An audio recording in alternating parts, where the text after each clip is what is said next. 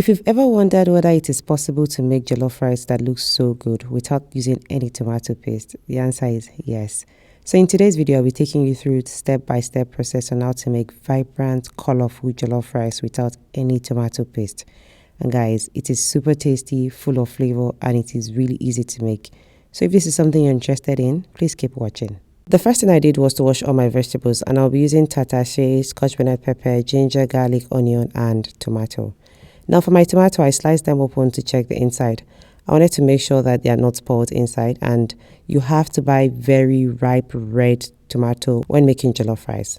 I removed the seed from my tatashe, and the reason I removed the seed is because tatashe with the seed when blended together is bitter. Tatashe gives your jollof rice this rich red vibrant color, so make sure that you buy very ripe ones. So the key is to make sure that all your vegetables are very red and very ripe.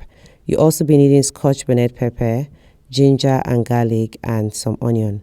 And guys, you find the full measurement of everything I used in the description box of this video. I added all the vegetables into my blender, and I did not add any water because my blender is powerful enough to handle it. Blending without water helps the mixture reduce faster when cooking it, and as much as possible you want to do things that would help you reduce your cooking time. Now, if your blender is not strong enough, here is a quick tip. Place the tomato at the bottom to act as liquid. Blend that and then keep adding other vegetables into it. And then you blend in batches until it is smooth. Now, once that is done, you pour the blended mixture into a pot and cook until the liquid evaporates. You want it thick and rich just like this. You can also roast your vegetables before blending it if you prefer a deeper flavor. Either way, cook it until there is no liquid left and then set it aside. And now for the protein, I used turkey and a few pieces of chicken. You can use any type of meat you want, beef, chicken, turkey, a combination of different meats. That's totally fine.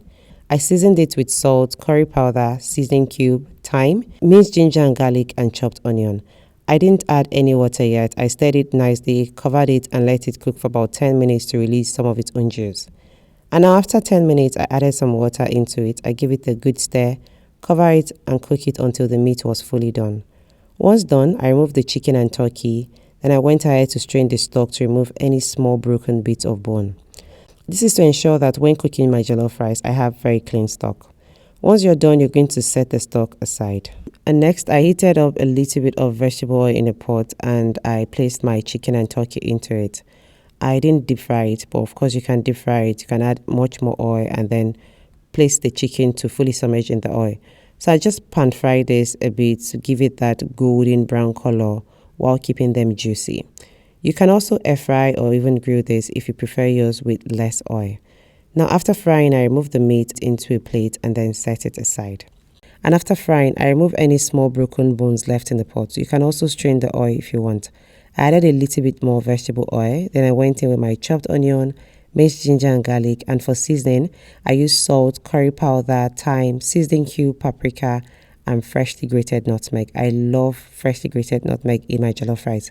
It gives it that warm, subtle depth of flavor. I also added bay leaf into it, and I know some of you say that bay leaf does not have any flavor. I think it actually does. Now I cooked that for about 5 minutes, then I went in with my pepper mix, and guys, can you see how rich and red it looks? I'll just slowly cook this for about 25 to 30 minutes, stirring it occasionally so that it doesn't burn. Now this step is very important, so you have to be very patient. Make sure it cooks very well until the red color deepens or even begins to look dark. So be patient and let it cook until the color deepens. The oil will begin to separate from the sauce, and that's when the flavor really develops. Now once the sauce is ready, you add a little bit of chicken stock into it. Give it a good stir, cover it, and let it cook for about 5 to 10 minutes while you prepare the rice. And for the brand of rice I'm using, I use Tropical Sun Basmati rice. It's actually pretty okay. But if you prefer to use any other type of basmati rice, you can use that. You can also use short grain or long grain parboiled rice or any brand of rice that you know.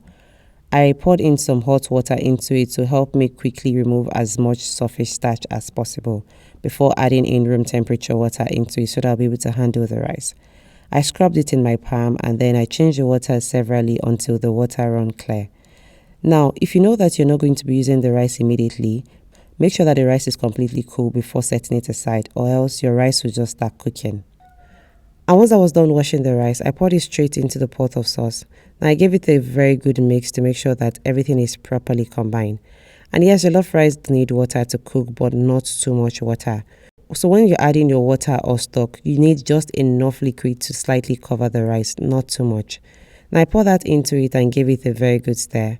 Then I cover the pot with foil paper to trap the steam. Now if you have very tightly fitted lid, you can just use the tightly fitted lid is enough, but I like to use foil paper to help me trap the steam. Now after about 10 minutes, I opened it and stirred it gently to make sure that everything is evenly combined. And you notice that some sauce is at the top and some would also be at the bottom. So you just want to give that a very good stir. Just stir it well so that everything would be properly combined. Now you're going to cover it again with the foil and let this cook for another 20 minutes. And something I do is that once my rice is properly cooked, I usually turn off the heat and let it just sit for about 10 minutes, allowing it to steam properly before stirring it. And when it was ready, I added a small amount of margarine for extra richness and shine. And sometimes I like to add sliced tomato and sliced onion into it just about 5 minutes before it is done. But this time around, I decided to just keep it simple with just margarine.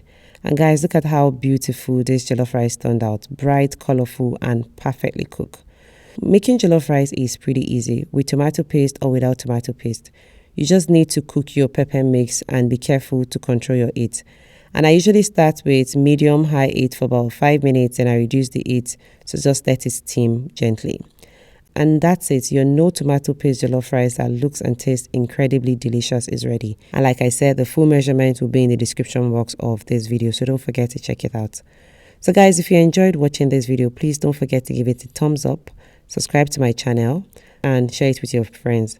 It really helps to grow this channel. So thank you so much for watching. I will see you in the next video. Have a wonderful day. Bye.